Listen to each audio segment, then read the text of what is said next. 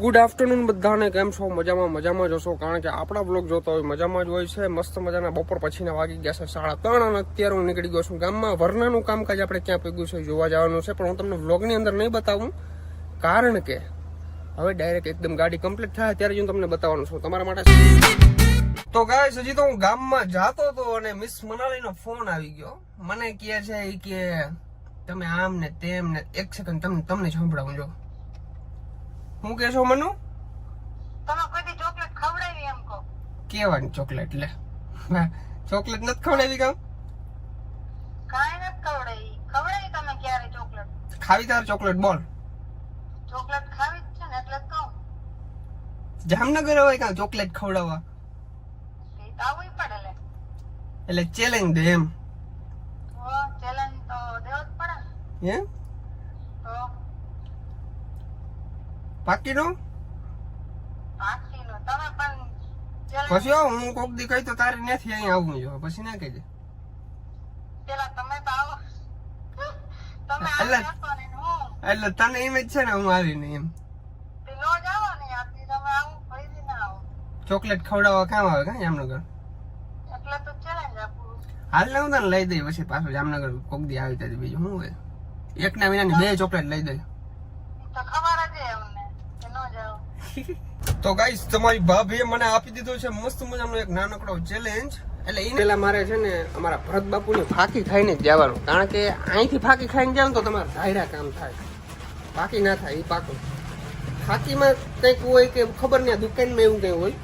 અહીંથી તમે ફાંકી ખાઈને જાઓ ને એટલે તમારું ધાયરું કામ થઈ જાય. એટલે ગમે એ વ્યક્તિ હોય ને દેવળિયામાં આવો ને તો ભરત બાપુની ફાંકી જરૂરથી ખાજો અને મારું નામ લેજો, એટલે તમને ડિસ્કાઉન્ટ મળશે. 15ની મળશે ફાંકી, બાકી 20 રૂપિયા લઈએ. એક પાણીની બોટલ લઈ જાય અને 4-5 ફાંકી લઈ જાય એટલે આપણું જામનગર આવી જાય. સાચું ને બાપુ? તો પછી આ ફાંકી પાછી હું એક સવારે ખાઉં, એક સાંજે ખાઉં અને એક બપોરે. વચમાં પછી ડૂચો હાલે ગમે એ. પણ આ ટાણે આ જ ખાવી પડે. વરનાનું કામ આપણે ઓલમોસ્ટ જોઈ લીધું છે, બધું પૂરું થવા આવ્યું છે. 2 થી 3 દિવસની અંદર બધું કામ પૂરું થઈ જશે. પણ એક તમને દેવાજ ખવડનો મોટામાં મોટો ફેન દેખાડું હું તમને આગળ, જે દેવાજ ખવડના ડાયલોગનું પાલન કરે છે.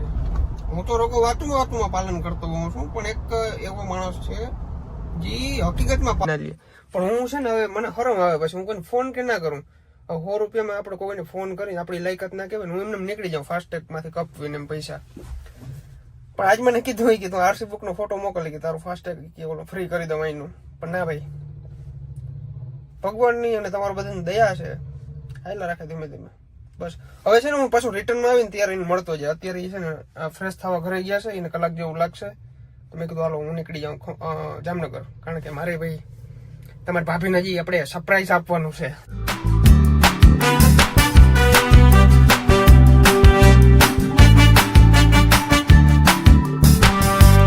ભાઈ ખંભાળિયાથી રિલાયન્સ પૂગતા વાર ના લાગે ને, ઈથી તબ્બલ ઘણી વાર રિલાયન્સ થી જામનગર પૂગતા લાગે. ખબર નહીં, એવડી બધી ટ્રાફિક હોય છે. અને પાછું 5-5:30 વાગ્યા પછી તો પૂરું. જો તમે કેવડું ટ્રાફિક હોય ને કઈ ખ્યાલ જ નથી. અને 2-4 સબસ્ક્રાઈબર અત્યારે પાછળ પડ્યા છે, એને એ ખબર નથી પાછળ કેવડી ટ્રાફિક છે, શું છે.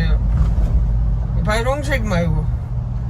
અરે ભાઈ તને ફેર ના પડે કઈ ભાઈ, પણ મને બહુ જ ફેર પડે. અમને આટા ઉપાડી અધરા અમે જરાક વાકમાં આવી ને તો અલગ છે મારા ભાઈ. ક્યાં જામનગર ને ક્યાં દેવરિયું ઈ ભાઈ બ્રેક છોટે છે. ડટા ગઈ નાખ્યા સબસ્ક્રાઈબર એટલા ફૂટ કે બોલ બ્રેક મારી ઉભી રાખવી. ઓકે હાલો, અત્યારે અમે જામનગર ની અંદર ફરી છીએ. હવે અમારે જવું છે પાણીપુરી ખાવા માટે. અમારા જગદીશભાઈ ખવડાવશે. સ્પોન્સર હતો તો છટકાવી ગયો.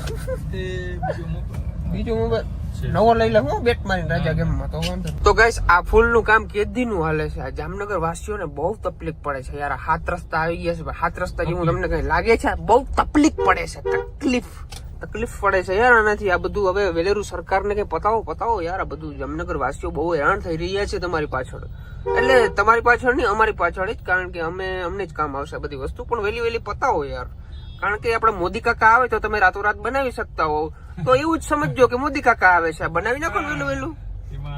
સાચું ને? તો પછી યાર બાયું ના થઈ ટૂંકમાં મનુને ખબર નથી પડવા દીધી કે હું જામનગર આવ્યો છું. મારા હાડાઓને ફોન કરીને કહી દીધું અને મનુને હજી ખબર નથી હું જામનગર આવ્યો છું. એને એમ થયું કે આ રોગી વાતું કરે, અહીંયા શું આવે ચોકલેટ દેવા અહીંયા આવે કોઈ, પણ આવી ગયો.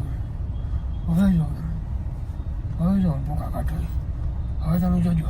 ફાઇનલી જામનગર તમારો ભાઈ પૂગી ગયો છે સસરાના ઘરે. મેં મનાલીને કીધું છે તું બહાર આવ. એ કે અત્યારે હું કહું હા, એને હજી વિશ્વાસ નથી આવતો. એટલે બહાર આવશે ને પછી ખબર પડશે. આવે આવે ખબક ખબક કરતી આવે.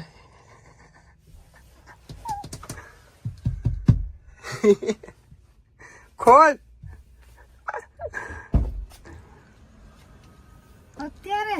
અત્યારે તો કેટલા વાગે આવવાનું હતું? કેટલા વાગે ગઈ તો જો તે શું કીધું તું? શું કીધું તું ફોનમાં? શું કીધું તું? વ્લોગ છે મારા પાસે.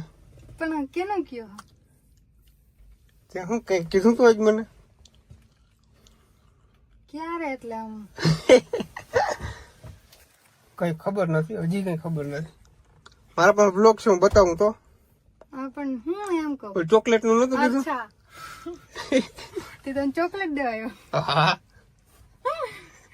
તો ફોન તો કરે ને મને કે હું આવું હું એમ. ફોન થોડો કરવાનો હોય ને. ગઈ હતી હું તો ઉપર. કેટલા વાગે ગઈ તો જો? 11 વાગ્યા 11. તો તારી ચોકલેટ ક્યાં? પાછળ પડી ચોકલેટ લઈ લે. ચલો બોય શું કરવા? આજ પછી કોઈ દી ભરત આહિર ને એમ ના કહેજે કે તમે કામ આવો ચોકલેટ દેવા. વાહ. દુબઈ આવું, દુબઈ ચોકલેટ દેવા. એવું? હા વાહ. હાલશે ને? દોડે હજી છે બધી તારે આને ખાવાની છે બધી. ઓ બાપરે. અમે એવડે પેલા ચોકલેટ દેવા આવતા હોય તો તારે ખાવાની બધી. આ ઈ તારો નોખો ચેલેન્જ. હાલ છૂટી જાય પણ અત્યારે થોડી. એમ નહીં, જ્યાં સુધી ના ખૂટે ત્યાં ખાતે જ રાખું, વિડીયો ચાલુ જ રાખું. હજી હમણાં શેરડીનો રસ પીધો. તો તું તો ક્યારે હુઈ ગઈ હતી? અરે હુતા પેલા. અચ્છા એવું છે. હાલો ખાઈ જાઓ બધી. અત્યારે ન ફૂટે. બરાબર. તો તમે ક્યારે નીકળ્યા? હું નીકળો તો 6 વાગ્યાનો નીકળી ગયો તો. એમ તો વહેલો નીકળી ગયો તો ઘરેથી તો, પણ થોડાક હજી નથી નીકળી. તો હવે કોઈ દી કહીશ? ખબર નહીં. હજી એને ખબર નથી. નહીં ખબર. આ ચોકલેટ મને કેટલામાં પડી હશે બોલ? 5000. એવડા ખર્ચા કરાવે, આ બ્લોગ માંથી કવર નહીં થાય. મને થોડી ખબર કે તમે સાચું આવી જાવ. રાણો બોલે એટલે એમ જ છે, આ ચૂકલા જ આવે. એટલે હવે કોઈ દી દેશો ચેલેન્જ. ખોટે નહીં દેવાની, હાસુકલા આવી જાય. ખોટે દીધી હતી ને હું તો આજે. તો મને થોડી ખબર તમે આવી જ જાઓ. હું તો એમને કહેતી હતી ખાલી. હાલો. તો આજનો બ્લોગ કેવો લાગ્યો જોરથી જણાવજો. ચેનલની અંદર ન હો તો સબસ્ક્રાઇબ કરી નાખજો, લાઈક કરવાનું ભૂલજો નહીં. અને ઘણા લોકો મને કહે કે આ તો ગાંડી નો હે, ચોકલેટ દેવાની આવ્યો. પણ આ તમે જે સમજો અને એક પ્રકારની